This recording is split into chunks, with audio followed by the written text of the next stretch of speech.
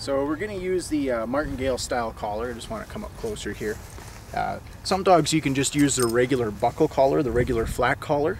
But with this one here, if your dogs learn to pull a little bit, you can use these training collars as a mild annoyance that it's easier for them to stay close than it is for them to go away.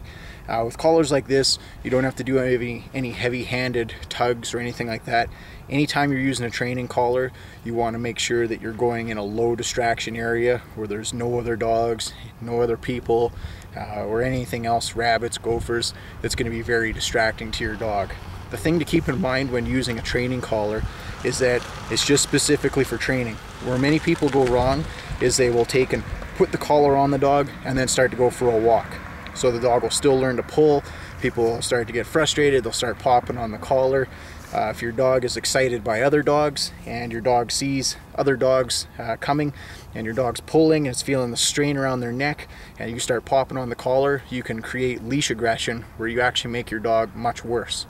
So again, if you're using these very low distracting areas, you're not going to be tugging hard on it. It's just doing some easy walking around, and then you're going to start to introduce distractions at a distance.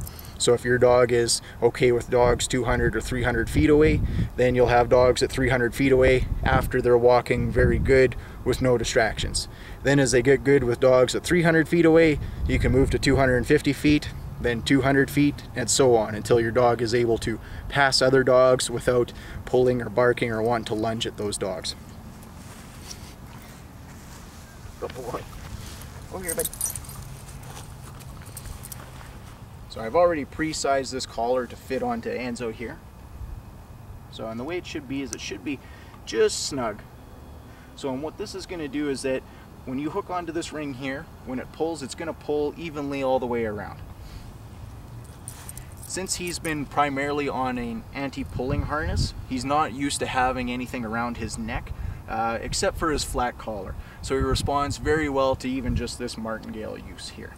So what we're going to do as far as leash manners go is your dog has to be able to learn to stay around you without really pulling on leash.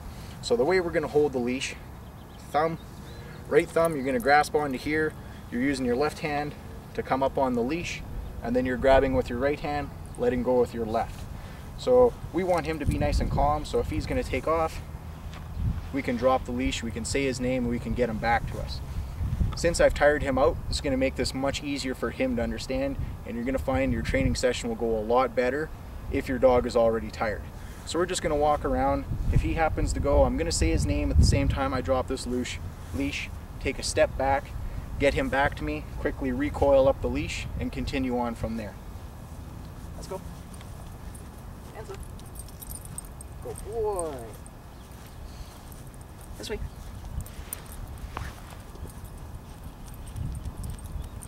Enzo. Good boy.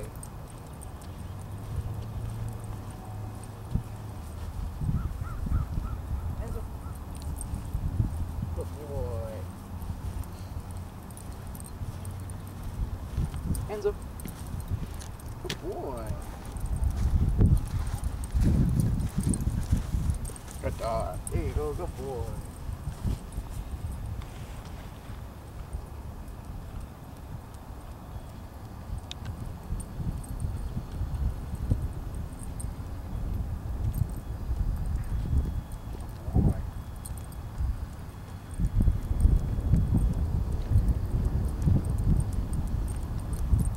Good dog. This way.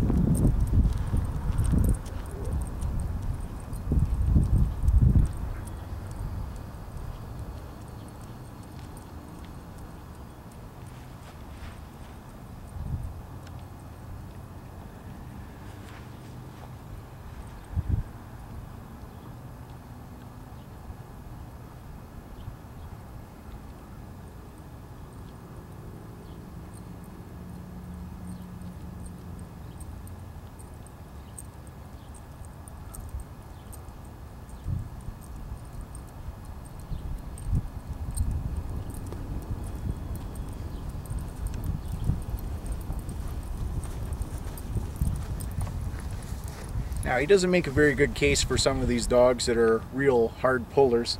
Again, he's already about 80 to 90% of the way there. If he's high energy, he pulls. If he sees lots of other dogs, he wants to pull. If there's lots of people, he wants to pull. So again, I'm making it real easy, low distractions. I've tired him out. I'm setting him up to get this right. What we're wanting is we want him to be a step or half a step behind my left foot. What this does is if you have your dog trailing in behind you about half a step, it sets you up to be the leader. Commonly with heel, people want to walk parallel, their dog's front legs parallel with their legs. And heel actually comes from wanting the dog to follow your heel. So we want him to be set up where he's right about there. He's just half a step behind us. What this does is allows us to walk wherever we want to go. If we make a left turn, he can see where I'm going. If I want to make a right turn, he can see where I'm going. If I speed up, he can speed up. If I slow down, he can slow down. Most of the time, the dog is up in front. And sometimes people are okay with just the dog being in front and having a loose leash. The problem is, if your dog is just a little ways in front of you, no matter what, they're not going to be able to see you. So if you're slowing down, if you're turning left, you're turning right, they can't see where you're going. So they're always going to be kind of pulling a little bit on leash. The other thing is that you're setting them up to look like they're the leader. If you want to have very good control over your dog, if you set them up to walk just in behind you, when you're greeting other dogs, of course you start at a distance, slowly getting closer and closer, you should be able to walk down a path like this here, and you should have your dog stay nice and close beside you, and the other dog walks past. Even if they're trying to pull to get to your dog should still stay right where you want them to be. Again, this is set up with practice. This isn't an overnight fix. This is something that you're going to have to practice until they're good in a low distraction area, then increase with distractions. Make sure that you're never popping on this collar. If your dog is really distracted, all you're going to do is you're just going to turn around and you're just go this way, and you're just going to start walking, and you're going to turn around and go the other direction until you get far enough away from that distraction that your dog is not concerned with that distraction anymore.